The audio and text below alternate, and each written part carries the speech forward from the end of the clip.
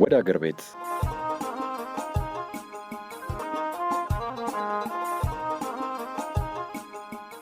ፖፑሌሽን ሚዲያ ሴንተር ከዩኤን ውመን ጋር በመተባበር በየሳምንቱ ማክሰኞ ከሰዓት ከ7 ሰዓት እስከ 7 ሰዓት ተኩል በፋና አሰላ 90.0 የሚተላለፍ የ30 ደቂቃ የሬዲዮ ፕሮግራም ነው። ይህ ፕሮግራም በየትኛውም ሁኔታ ከሀገር ርቀው የቆዩ እህቶቻችን ገጠመኝና የህይወት ልምዶች ላይ ትኩረት ያደርጋል። ከፍልሰት መልስ ለሚገጥሟቸው የህይወት እንቅፋቶች ከቤተሰብ ከህብረተሰቡና ከጓደኞቻቸው ጋር እንዴት ተላምደው እንደሚኖሩ እንዲሁም ልናደርግላቸው ስለሚገባ እንክብካቤ ያነሳል፣ ይወያያል፣ እንዲሁም የእናንተኑ ልምዶች ወደ እናንተው ያደርሳል።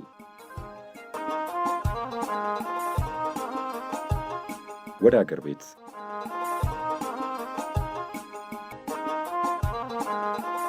በቀጠሯችን ተገናኝተናል። እናንተስ ወደ ሀገር ቤት የተሰኘው ፕሮግራማችንን ለመስማት ዝግጁ ናችሁ? በምናቀርበው ፕሮግራም ዘና እያላችሁ ቁም ነገርን እየጨበጣችሁ እንደሆነ እምነታችን ነው። ወደ ሀገር ቤት በተሰኘው ፕሮግራማችን ፍልሰትንና ከፍልሰት ተመላሾችን ህይወት ልምድና ገጠመኞችንም ጭምር ወደ እናንተ እናደርሳለን። ሁሌም አብራችሁን እንደምትሆኑ እምነታችን ነው። ወደ ሀገር ቤትን ሁሌም በየሳምንቱ በዚህ ሰዓት ታገኙታላችሁ። ፕሮግራሙ ከዩኤን ውመን በተገኘ የገንዘብ ድጋፍ ወደ እናንተ ይደርሳል። በዚህ ፕሮግራማችን ከሀገር በየትኛውም ሁኔታና በተለያየ አጋጣሚ የወጡ ወገኖቻችንን ተሞክሮ የህይወት ገጠመኞችና ልምዶችን ለእናንተ ለአድማጮቻችን በሚመች መልኩ እናቀርብላቸዋለን። ፕሮግራማችንን በተመለከተ ያላችሁን ሀሳብ አስተያየት በ0944 088998 ላይ በመደወል እንካችሁ በሉ።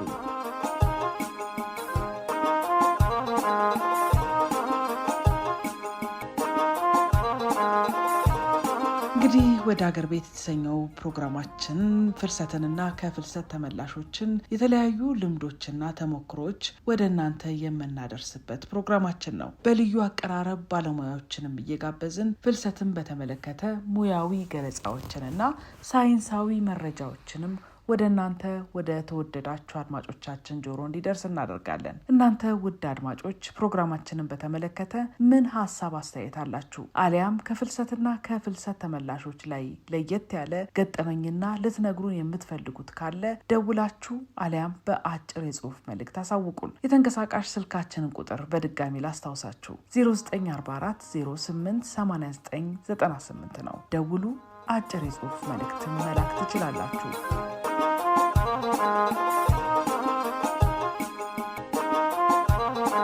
ሁሌም አብራችሁ ሆኑ። የማይሰለቹ ልምዶችንና በርካታ መረጃዎችን ትሰማላችሁ።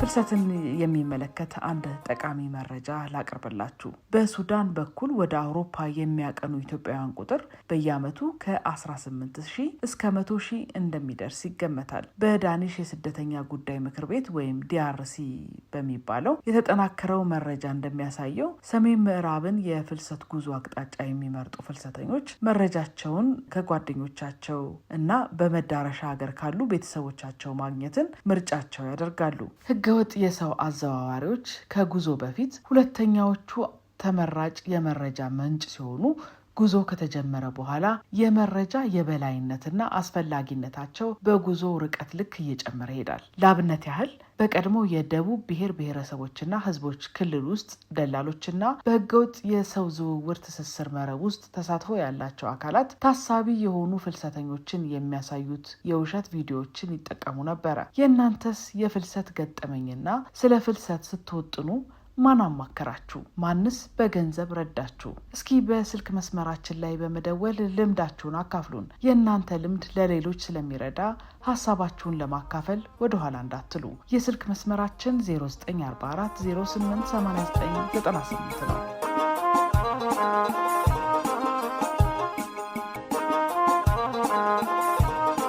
አሁን የንጋት ኮከቦች ድራማችንን የምንሰማበት ሰዓት ላይ እንገኛለን። ሳምንት የንጋት ኮከቦች ክፍል 3 ነበር የሰማነው። ፀሐይና ቅመም የተመቻቸላቸውን የስልጠና እድል ለመጠቀም ወዳሰቡት የስልጠና ቦታ ለመሄድ በመሰናዳት ላይ ያሉ የመንገድ ጎረምሶች በመንገዳቸው ላይ ስላጋጠሟቸው መንገዱን እንኳን ለማለፍ ተሳቀው ነበረ።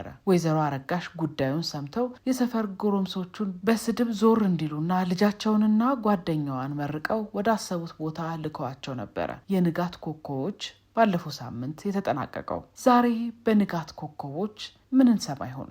ተጋበዙልኝ። የንጋት ኮከቦች። ደህና ዋልክ ስንጥር? ደህና ዋልሽ ፀሐይ። ላም መጠበቁ እንዴት ነው? ለመድከው? ያደኩበት አይደል? ደግሞ ሁለት ላም ሳር ማጋጥ ይሄን ያህል ከባድ አይደለም። እኔ በአንድ ጊዜ ሺህ ከብት ነበር ስጠብቅ የኖርኩት። ኧረ እባክህ ምን ያህል ጊዜ ግን ጠብቀሃል? 15 ዓመት እስኪሞላኝ ጠብቄያለሁ። ግሩም ነው። ግን ከተማ ላይ ላም መጠበቅ ከበድ አይልም? እውነትሽን ነው። ዛሬ ሳር ለማግኘት በየሰፈሩ ስንዞር ዋለን። ውይ ደከማችኋ። ከከተማ ራቅ ብሎ መስክ አለ፣ እዛ አትወስዳቸውም ነበር? እሜቴ ናቸው እንዳትርቅ ብለው እዚሁ ከተማ ውስጥ ስንዞር ያዋልነው። ይገርማል። ግን አልጠፋብም ማለት ወደ ቤት ለመምጣት ቦታው አልጠፋብም? ላሞቹ ናቸው እየመሩ ያመጡ። እውነቴን ነው። እሙች የእናቴን ስጋ ወደ ሌላ ቦታ ቢወስዱስ ኖሮ እንዴት አመንካቸው? ላሞቹ እንዴ ከብቶች ናቸው እኮ። ከብቶች እኮ ታማኝ ናቸው። በተለይ ከመሸው ወደ በረታቸው ለመንቀሳቀስ አያመነቱ። ይሄ በልምድ ያገኘሁት ዕውቀት ነው። ስለዚህ ከላሞቹ ጋር ተስማምተሃል ማለት ነው። ዕውቀት ስትል ግን ዛሬ ዋልኩበትን ስልጠና አስታወስከኝ። የምን ስልጠና ነው? ስለ ዕውቀት ወይም ክሎትን ሽጦ ኑሮና ህይወትን ስለመቀየር፣ ቤተሰብና ሀገርን ስለማገልገል ነው። እውነትሽን ነው? እውነቴን ነው። ይሄማ ደስ የሚል ነገር ነው። ወርቃማ እድል እኮ ነው። የመጀመሪያ ቀን ቢሆንም ወድጄዋለሁ። እውነቴን ነው የምልሽ። ስልጠናውን ስትጨርሺ እኔንም ታስተምሪኛለሽ። ራሴን ለመቀየር አይደል እትብቴ የተቀበረበትን ቄንጥዬ የፈለስኩት። ከትውልድ ቦታ የመራቄ የቤተሰብ የጓደኛ የዘመድ ፍቅርን አሳጥቶኛል። ቢሆንም የተለያዩ የሀገራችን ክልሎች ላይ ዞሬ በመስራቴ የሥራ ባህልን አሳድጎልኛል። የራሴን ህይወት ለመምራት የሚያስችሉ ክህሎቶችን አላብሶኛል ብዬ አምናለሁ። ግን ደግሞ ያቋረጥኩትን ትምህርቴን መቀጠል እፈልጋለሁ። የወሰድኩትን ስልጠና ማወቅ ከፈለግ ላሞቹን እናስገባቸውና ላስረዳ። ና እንሂድ። መሽቷል። ደግሞ ላሞቹን አምጣቸውና ይግቡ። አምጣቸው። እኔ ደግሞ በሩን ልክፈተው። እሺ እማዬ ቤት አለች? አዎ አሉ። አሁን ይኸውልሽ ቤት ውስጥ እኮ እየሳሉ ናቸው። አልሰማሻቸው? አረ አሁን ነው? አዎ። የላሞቹን በር ከፍቼልሃለሁ፣ አስገባቸው። ቦርሳዬን አስቀምጬ መጣሁ። እማዬ ኩሽ የኔ ልጅ መጣችሁ? አዎ። የሄዳችሁበት ጉዳይ ተሳካ? ተሳክቷል። እሰይ የአባቴ አምላክ ላንተ ምን ይሳናል? ተመስገን። ደግሞ ስልጠናውን ጀምረናል። እሰይ እንኳን ቀናሽ የኔ ልጅ። አሜንማ አሜን። እንዲሁ በአንድ ቀን ተጀመረ? አዎ። እኔም እንደፈራሁት ግን አይደለም። ጥሩ ነገር አሰልጥነውናል። በጣም ደግሞ አነቃቂ ነበር። እሰይ ሰላም አመሽም ሜቴ። ደህና መሸ። ሰላም አመሸ የኔ ልጅ። ግባ። አረ ግባ። ኧረ አትቁም፣ ግባ እንጂ። እንደ ቤት ቁጠራው፣ አትሸማቀቅ፣ ግባ። ግባ ስንጥር። መጣው ብዬ ስላስጠበቅኩ ይቅርታ። እሺ። አረ ምንም አይደል። ወዴት ልትሄዱ ነበር? ምን ነው ከመሸ መቀጣጠሩ? አይማ ስለ ስልጠና አንዳንድ ነገር እንድነግረው ፈልጎ ነው። ደጅ ላይ ነግረዋለሁ ብዬ ነበር። ምን ነው በዚህ ምሽት? ነውር እኮ ነው። ቤቱ የማን ሆኖ? በሉ እዚሁ ተነጋገሩ። እሺማ። በሉ እናንተ ተማማሩ። እኔ ጀመርኩትን ወጥ ልስራ። እሺማ። ፀሐይ እስኪ ከመጀመሪያው ጀምርሽ የሆነውን ሁሉ ንገሪኝ። ማለቴ ስለ ስልጠናው። እሺ ልጀምር ነው። አንዴ ጆሮን ስጠኝ። ቀጥይ። እሺ ከጓደኛዬ ጋር በቀጠሯችን ሰዓት ተገናኘንና መጀመሪያ ወደ ከተማ ሄድን። ዓለም አቀፍ ግብረሰናይ ድርጅት ነው ከወረዳችን የሴቶችና ህጻናት ቢሮ ጋር በመተባበር ስልጠናውን ያዘጋጀው። እሺ እንደነገሩን ከሆነ የስልጠናው ዓላማ ሴቶችን ገቢ እንዲኖራቸውና አቅማቸውን ማጎልበት ነው። በጣም ጥሩ ነገር ነው። አዎ ግን ይሄ ነገር ከዚህ በፊት ያልተለመደ ነው። በዛ ላይ ሴቶች የራሳቸው ገቢ ሲኖራቸው ለባሎቻቸው ታዛዥ አይሆኑም ይባላል። እውነቱን ነው። ምንም ቢሆን ሴት ብታቅበው እንዲያልቅ አይደል እንደሚባለው። ቢሆንም መሰልጠኑና ማወቁ ግን አይከፋም። እንዴማ ጥሩ ድል ነው ስትይኝ አልነበረም? አሁን እንዴ አሁን እንዴት እንደዚህ ትላለች? ሴት ልጅ ብቻዋን ለቁም ነገር መብቃቷ ነጠላ ያደርጋታል። ሁሉም ነገር የሚያምረውና ግርማ ሞገስ የሚኖረው ወንድ ሲኖረው ነው።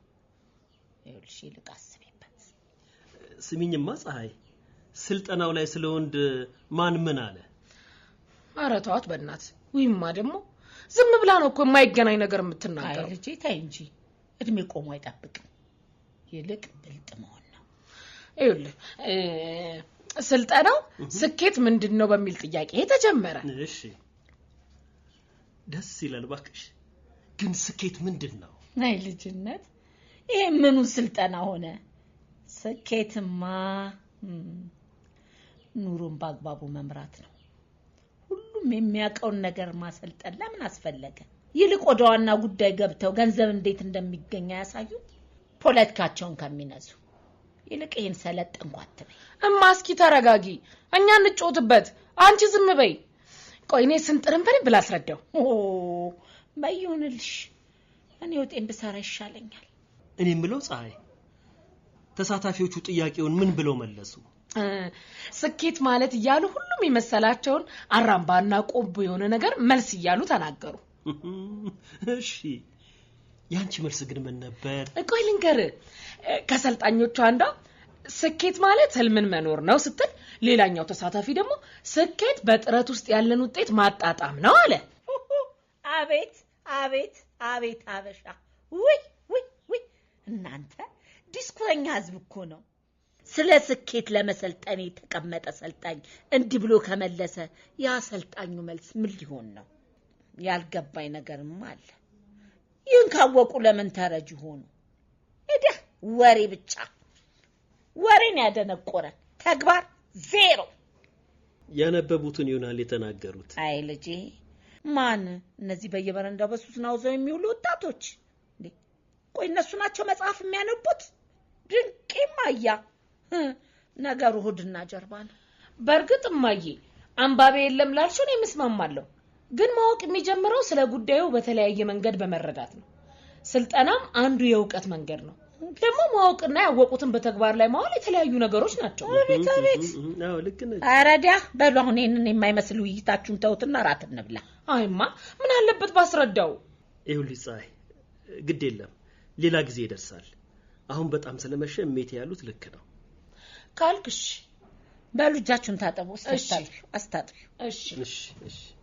ነህ በሉ እሺ። እስቲ አርጊው። እሺ እሺ።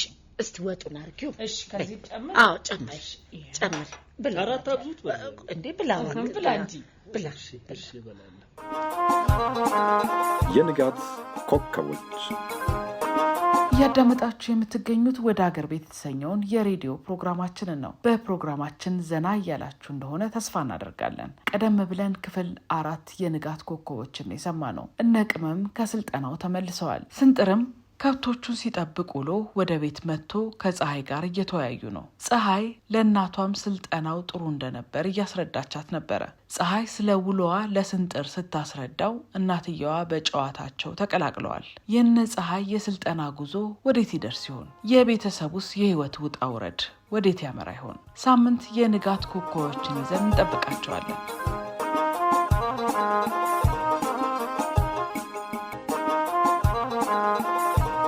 ሌላ ፍልሰትን የሚመለከት መረጃ ልጠቁማችሁ። ከሶማሌ ክልል የሰራተኞችና ማህበራዊ ጉዳይ ቢሮ የተገኘው መረጃ እንደሚያመለክተው የሃይማኖት አባት በመምሰል በካፍቴሪያዎች ውስጥ በመግባት ታሳቢ ፍልሰተኞችን ለመመልመል ሲሞክሩ እጅ ከፍንጅ የተያዙባቸው አጋጣሚዎች እንዳሉም ያሳያሉ። ህገወጥ የሰው አዘዋዋሪዎች። በነገራችን ላይ ታሳቢ ፍልሰተኞች መደበኛ ያልሆነ ፍልሰትን የመቃወም ዓላማ ባለው ወገን የሚገኝ መረጃን እንደተዛባ ፕሮፓጋንዳ በመቁጠር አነስተኛ ግምት በመስጠት ችላ ብለው የማለፍ እድላቸው ከፍተኛ ነው። እናንተስ መደበኛ ስላልሆነ ፍልሰት የምትሰሙትን መረጃ ጠቃሚ ነው ብላችሁ ክብደት ትሰጡታላችሁ? አሊያስ ጆሮ ዳባ ልበስ ብላችሁ ታልፉታላችሁ? እስኪ ሀሳብ አስተያየታችሁን እንካችሁ በሉን። ወደ ሰሜን ወሎ መርሳ አካባቢ የእህቶቻችንን የፍልሰት ገጠመኝ ለመስማት ተጉዘን ነበረ። እዛ ያገኘናት እህታችን ገጠመኟን ለእናንተ ለአድማጮቻችን ልታካፍለን ፈቃደኛ ሆናለች። እስኪ ተጋበዙልን።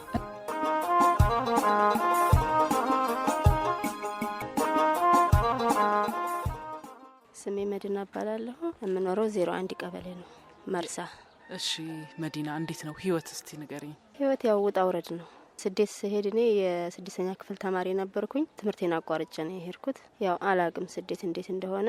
ሂጄ ግን ሰው በሚያወራው እንትን የተመቻቸ ነገር ነበር የመሰለኝ። ሄድኩኝ። ሲሄድ ግን በጣም ፈተና ነበር። ተፈትኜ ነው በህርኩኝ። በ6 አመቴ እንደምንም ብዬ 6 አመት ሙሉ እያለቀስኩ ነው የኖርኩት ማለት ነው። ስልክ ምንም ነገር የለም። እንዴት ሄድሽ? መጀመሪያ ማን መረጃውን ነገረሽ? ቤተሰብስ እንዴት ነበረ ሄዳለሁ ብለሽ ስትነሽ አስተሳሰቡ የነበረው?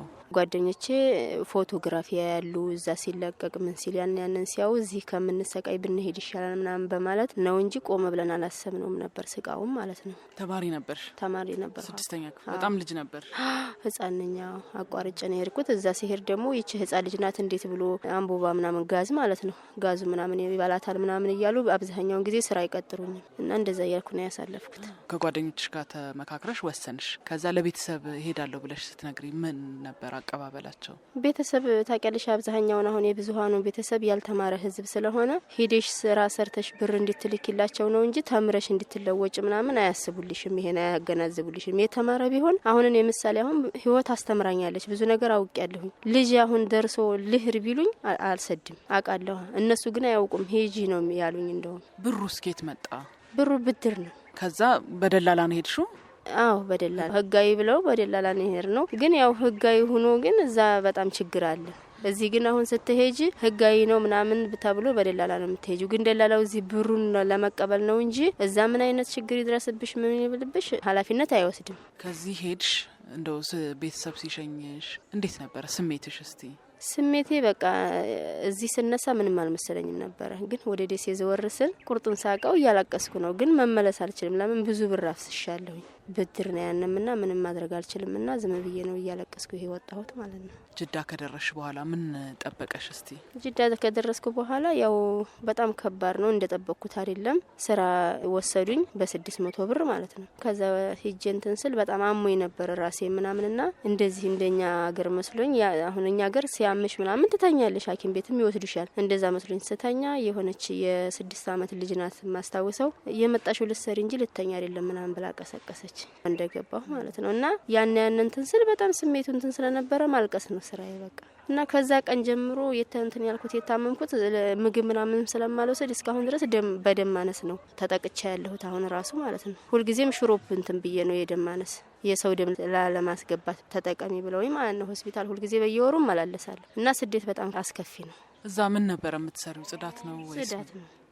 ብዙ ነበረ ቤተሰብ? አዎ ብዙ ናቸው። ፎቅና ምድር ነው። ስንት ሰው ነበር?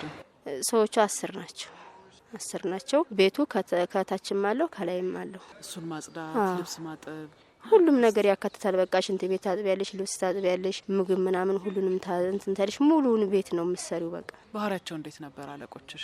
ባህሪያቸው ያው ቋንቋው ምኑም ስለማንግባባ በምልክት ነው ያው በምልክት ነው። እስኪ እንደው ልጅ ነገጧት እኛም አሁን ሀኛ ሀገር አንዳንዱ እኛም ልጅ ያለንና ነገጧት ግፍ አንሰራም ይባላል። እዛ ግን እንደዚህ አይነት ነገር የለም። ብር እየተከፈላ ነው ተስራ ነው የሚሉሽ እና በጣም ከባድ ነው ስደት። እኔ አልመክርም አሁን በኋላ እኔ ለማንኛውም ሰው ማለት ነው። ለስንት ሰዓት ትሰሪ ነበር እዛ? 3 ሰዓት ናት እንቅልፌ። ከዛ ውጭ ስራ ነው። 3 ሰዓትም ተኝቼ ራሱ ማለት ነው የሆነ እንደዚች ቀጭን ቦታ ላይ ናት ምኝታዬ። ትራስ ምኒቱንም ፍራሽቱን በጣም ነው የምትገርምሽ። እዛ ሀገር እንደዚህ አይነት ነገር አለ እንዴት ያያለሽ? ያቺ ትሰጫለሽ፣ እዛ ነው የምተኙ። በዛች 3 ሰዓት እንኳን በስነ ስርዓት እንኳን አተኝም። ልጆቹ ይመጡና ይቆረቁሩና ተነሽ ይሉሻል። ለምንድነው ማከለከያቸው ምናምን ብለሽ እንኳን እናቴቱን ስትተስተናግሪያት ምንም ማድረግ አልችልም ትልሻለች። እና እንደዛ እያልን ነው ህይወትን ያሳለፍኩት። ምን ያህል ሰራሽ እንደው በእንደዚህ አይነት ሁኔታ? 6 አመት ነው። ለምን የሄድኩበት የተበደርኩ ብር ምናምን ስላለ ያንን ብር ሳልከፍል አሁን ልምጣ ብል እዚህም ደግሞ መጥቼ ሌላ ችግር ነው የሚፈጥረው በማለት ማለት ነው 6 አመት ሰርቻለሁኝ። ከዛ መጣሁኝ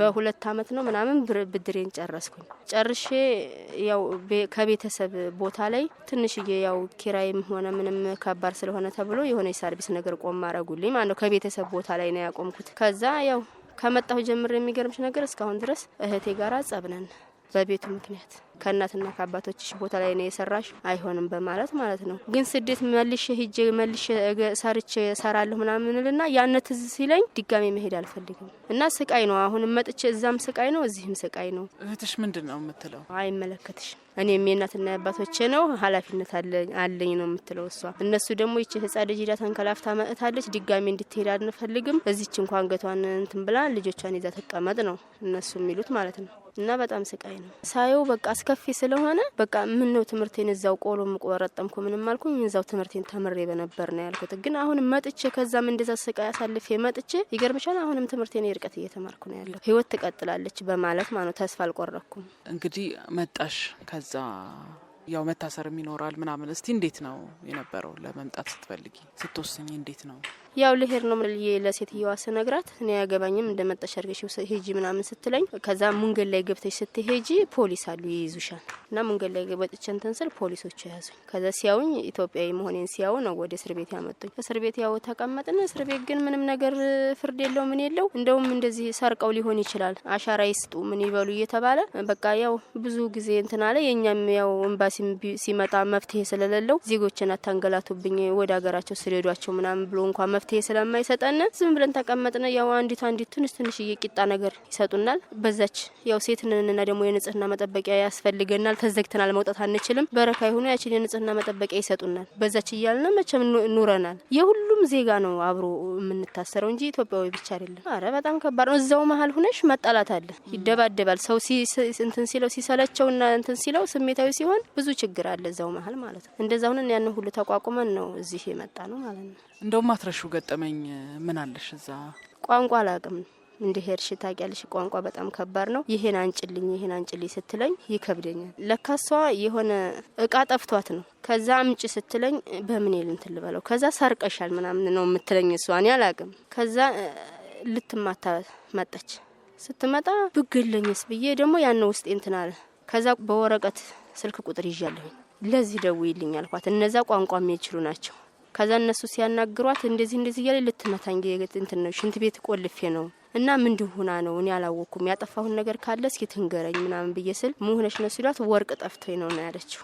ያናገረችልኝ ደግሞ ዙሮ አንቺ ቤት አልወጣችም እቃውን ፈትሹ እቃዋን ማለት ነው ፈትሻትና ካገኘሻት እንደፈለግሽ አርጊያት። እኛ ሌባ ብንሆን ብንሰርቅ ከሀገራችን ላይ መስራት እንችል ነበር። ሰርተን ለመለወጥ ነው የመጣ ነው ምናምን ብላ በቋንቋ አናገረቻት። ስትፈልገው ቃይ ምንም ነገር የለም መቼም አውጪው አይደለም። ከዛ ለካ በስንተኛው ቀን ነው ምኝታ ቤት ነው ይተሎ ምኝታ ቤት አያስገቡሽም ብቻ አብረውሽ ነው የሚከተሉት። አጽጅ ብላኝ ስትናጸዳ የፍራሹን እንትን ያልጋውን ፍራሽ አንስቼ ሳጸዳ እንኳን ያንን ያለችው ወርቅ ቀርቶ የድሮ የረሳችው ወርቅ ራሱ በዛ ውስጥ ገብቶ አገኘችው። ከዛ በጣም ደስ ብሏን ነው መሰለኝ ያላወኩም ቋንቋዬን እንደዚህ አርጋ እንደው ቅፍ አርጋ ሳመችኝ። ምን አርጊያ ነው ምናምን ብዬ ደግሞ እኔ ደነገኩ ቋንቋ። ከዛ መልሳ ለዛችው ልጅ ይወስደውላት ወርቄን አገኘሁት እንደዚህ ሆኖ ብላ የጣት ቀለበት ሽልማት ብላ ሰጠች። እንግዲህ ንጽህነቴን ስታቀው ማለት ነው። እና ያን ገጠመኝ መቼም ቢሆን አልረሳውም። ለምን ቋንቋ ለማወቅ በጣም ከባድ ነው። ብር ትልኪ ነበር ቤት ተሰርቶ ነበር ያው ደክሞሽ ተመለሽ ከ6 አመት በኋላና አሁን እስቲ በምን አይነት ሁኔታ ላይ ነው ያለሽው? አሁን እንደነገርኩሽ እዛው ቤተሰብ ጋር የሰራሁት 2 ባንድ ያለች ብዬሽለ እዛ ነው የምኖረው። ግን መኖር አይሆንም የምኖረው እነሱ ጋር ጸብይ ነኝ እየተጣላን ነው ያለነው። ግን ድጋሜ ስደት እንዳልሄድ ደግሞ ልጅ ይዘሽ ምን ብለሽ ይከብዳል በማለት እዛ ነው ያለሁትና በጣም ህይወት በጣም ፈተና ናት። እኔ ራሱ መፈጠሬ ራሱ ያስጠላኝ። መጀመሪያ ስደት ብዬ መሄዱን ብተወውስ ለምን ጓደኞች አሁን ነው ተምረው እኔ ጋር ሲማሩ የነበረው ተምረው እኮ ቢያንስ ባቅማቸው እንኳን ስራ ገብተዋል። እኔ ግን አቋርጬ ሂጄ ህይወቴ ሁሉ ተበላሽቶ ቤተሰብን ጋር ሳልስማማ ምንም ሳልል በቃ እዚህ ላይ ነው ያለሁትና ለዛ ነው ህይወት ተቀጥላለች። ጓደኞች ምንም ስራ ቢይዙም እኔም ተስፋ አልቆርጥም በማለት ነው እየተማርኩኝ አሁን የ12 ካርዴን ይዣለሁኝ። አሁን ወደ ዲግሪ ደግሞ አሁን እንትን እያልኩ እያመራ ያለሁት ማለት ነው። ስራ ባገኝም ባላገኝም ተምሬ እንኳን ወረቀቱ መያዙ ራሱ ለእኔ ትልቁ ሞራኔ ነው እና በዛም እንትን ያለሁትና በጣም ነው የሚያስጠላው። ግን የሆነ ለእኔ የምለው ረፍት ያለው ስራ ብውል ሁሉን ነገር ረሳው ነበር። አሁን ግን ሄደሽ እዛው ሌላ ቦታም ሄደት ብለሽ ስታማክሪያቸው የለንም ነው በቃ። ገንዘብ ያለው ሰው ለሻይ ብሎ ሲሰጣቸው ስራም ሆነ ምንም ይወትፉሻል። የኔ አይነቱ ደግሞ ምንም ነገር የሌለው ባዶውን የመጣ የታግንተ ይሰጥሻል። በዛ ምክንያት በቃ ህሊናሽ እንትን እየተነካ ቤት ነው ቁጭ ብለ የምውለው ማለት ነው። እንግዳችንን ከልብ ነው የምናመሰግነው። ከሀገር መውጣት እንግዲህ ውጣ ውረዱ ብዙ ነው። አገኛለሁ፣ ይሳካልኛል፣ ራሴ ተለውጬ ቤተሰብ ዘመድ እለውጣለሁ ብላችሁ ከሀገር ከወገናችሁ ርቃችሁ ግን ያሰባችሁት ሳይሳካ የጠበቃችሁት ቀርቶ ያልጠበቃችሁት የገጠማችሁ ወገኖች በህይወት በጭራሽ ተስፋ እንዳትቆርጡ። ነገ ሲመጣ ሌላ የተሻለ ነገርን ይዞ ይመጣልና ነገ ከዛሬም ይሻላልና በርቱ እንላለን። በመላው የፕሮግራማችን አዘጋጆችና ተባባሪዎቻችን ስም ከእንግዳችን እንደሰማነው ስደት ገጠመኙ ብዙ ነው። ሲያመን እንደ ልባችን የማንተኛበት፣ ቢደክመን የማናርፍበት፣ ቢከፋን አይዞባይ ወገን የማናገኝበት ነው። የማንከበርበት፣ ራሳችንን ዝቅ አድርገን በሰው ሀገር የምንንከራተትበት ገጠመኞቹም በርካታ ናቸው። ጉዳዩን የከፋ የሚያደርገው ግን ለፍቶ ደክሞ ላብን ጠፍ አድርጎ ክፍያው ባዶ ሲሆን ነው። የዛሬዋ እንግዳችን 6 ዓመት በሰው ሀገር ላይ ብትሰራም አሁን ግን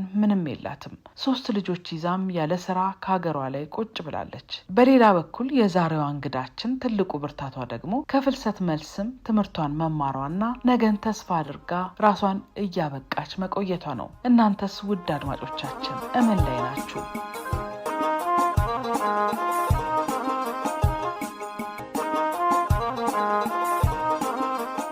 ለዛሬ ታሪኳን ያካፈለችንን እንግዳችንን ከልብ ነው የምናመሰግነው። ወደ ሀገር ቤት የተሰኘውን ፕሮግራማችንን እየሰማችሁ ነው የምትገኙት። ወደ ሀገር ቤት በተሰኘው ፕሮግራማችን ፍልሰትንና ከፍልሰት ተመላሾችን ህይወት፣ ልምድና ገጠመኞችንም ጭምር ወደ እናንተ እናደርሳለን። ሁሌም አብራችሁን እንደምትሆኑ እምነታችን ነው። ወደ ሀገር ቤትን ሁሌም በየሳምንቱ በዚህ ሰዓት ታገኙታላችሁ። ፕሮግራሙ ከዩኤን ውመን በተገኘ የገንዘብ ድጋፍ ወደ እናንተ ይደርሳል። በዚህ ፕሮግራማችን ከሀገር በየትኛውም ሁኔታና በተለያየ አጋጣሚ የወጡ ወገኖቻችንን ተሞክሮ የህይወት ገጠመኞችና ልምዶችን ለእናንተ ለአድማጮቻችን በሚመች መልኩ እናቀርብላችኋለን።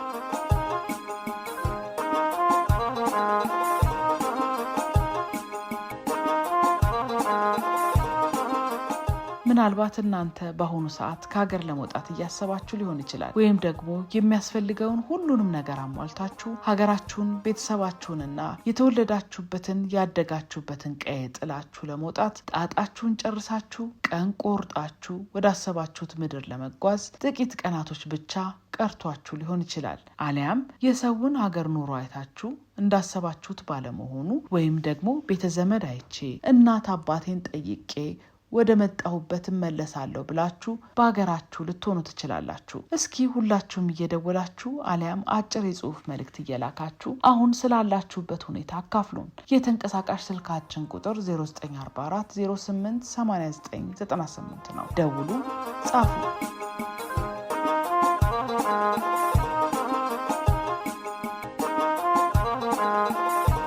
በዚህ ፕሮግራም ቀደም ብለን እንደነገርናችሁ የተለያዩ ሰዎችን ተሞክሮና ልምዶችን ወደ እናንተ እናደርሳለን። ወገኖቻችን ከሀገር ሲወጡ ምን ገጠማቸው? በቃኝ የሰው ሀገር ብለው ወደ ሀገር ቤት ሲመጡስ ዘመድ አዝማድ፣ ቤተሰብ፣ ጓደኛ፣ እናት አባት እንዴት ተቀበላቸው የሚሉትን ልምዶች ወደ እናንተ እናደርሳለን። እንደሰማችሁት ከዚህ በፊት ሰምተናቸው የማናቃቸው በፍልሰት ጉዳይ ላይ ትኩረት የሚያደርጉ ድንቅ የሆኑ ተመክሮዎችን አዘጋጅተናል። እናንተ ብቻ ወደ ሀገር ቤትን ሁሌም በዚህ ሰዓት ተከታተሉ። በፕሮግራማችን ላይ ያላችሁን ሀሳብ አስተያየት አድርሱን። ደውሉ፣ ጻፉም። 0944 08 8998 የተንቀሳቃሽ ስልካችን ቁጥር ነው። የዛሬው ወደ ሀገር ቤት ፕሮግራማችን እየተጠናቀቀ ነው። ሳምንት በአዲስ ቅንብር እንጠብቃቸዋለን። ሳምንት እንገናኝ። እስከ ሳምንት መልካሙ ሁሉ ከሁላችሁም ከአድማጮቻችን ጋር ይሁን። የስልክ መስመራችን 0944 08 8998 ነው። ደውሉ አሊያም አጭር የጽሁፍ መልእክት ላኩልን።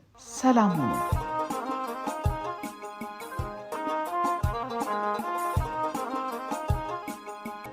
ወደ ሀገር ቤት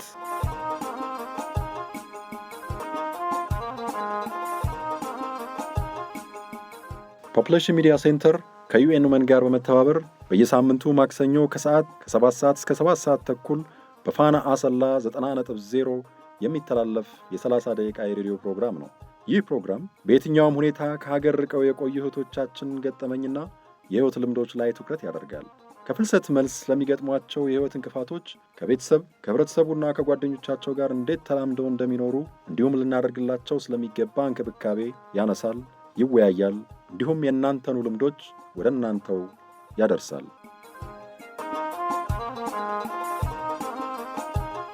ወደ አገር ቤት